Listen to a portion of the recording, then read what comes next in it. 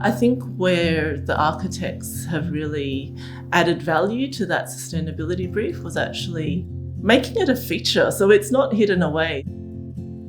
Having, those sustainability requirements that were really important to us, but creating it into an architectural feature as well. Hi, I'm Julie. And I'm Geoff, and we're the owners of this home. One of the main things that appealed to us about CplusC was that they're an architect builder. So we had confidence that they could execute what they designed. We also just really liked the look of Clinton's work and just the fact that he was a local architect as well. Hi, I'm Clinton Cole. I'm the director of CplusC Architectural Workshop. We were the architects and the builders on the Aquas Perma solar Firma project. The house is built on the land of the Gadigal people of the Eora Nation. Alexandria is quite a low-scale suburb. It's a mix of light industrial and late Victorian and Federation period homes.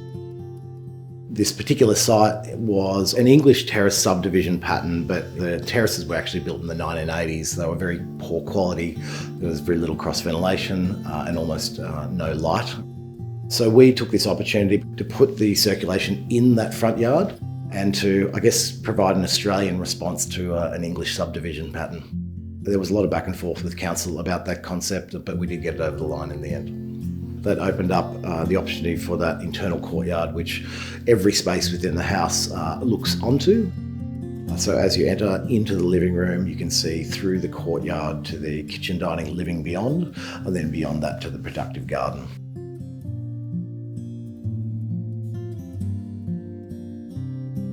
We gave Clinton a very functional brief and allowed Clinton and his team really to come up with the design. And that worked really, really well for us. I think Clinton allowed us to be braver than we otherwise would have been. We ended up with a home that just exceeded all of our expectations. Another important aspect for us was having flexible spaces, so the ability to configure and reconfigure the spaces as our needs changed. And our needs did change because 3 years ago we had a daughter.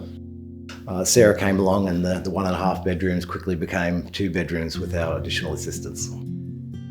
Where we did get more involved was with some of the sustainability aspects, because that's the space I was working in. So the solar panels, the rainwater tank, the solar hot water, the passive ventilation and lighting. The garden as well was a big part of the brief of being able to have chickens, have compost, grow our own fruit and vegetables.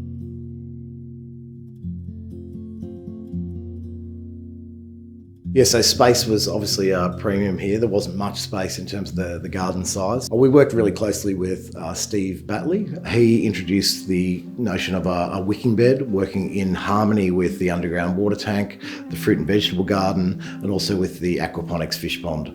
So they are a closed loop system. They all feed off each other. When we have a problem to solve, we try and solve more than just one problem.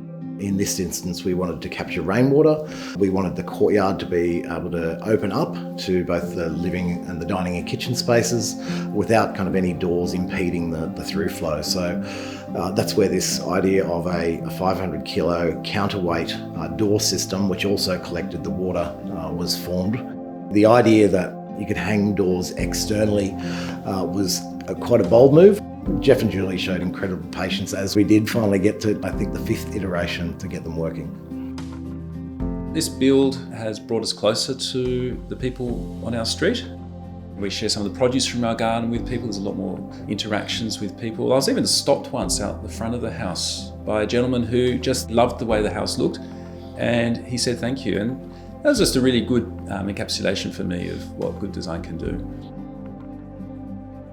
Geoff and Julie wanted this home not just to have an impact on their lives, they wanted it to have an impact on a broader audience, and it has. It's had a positive impact on their local community.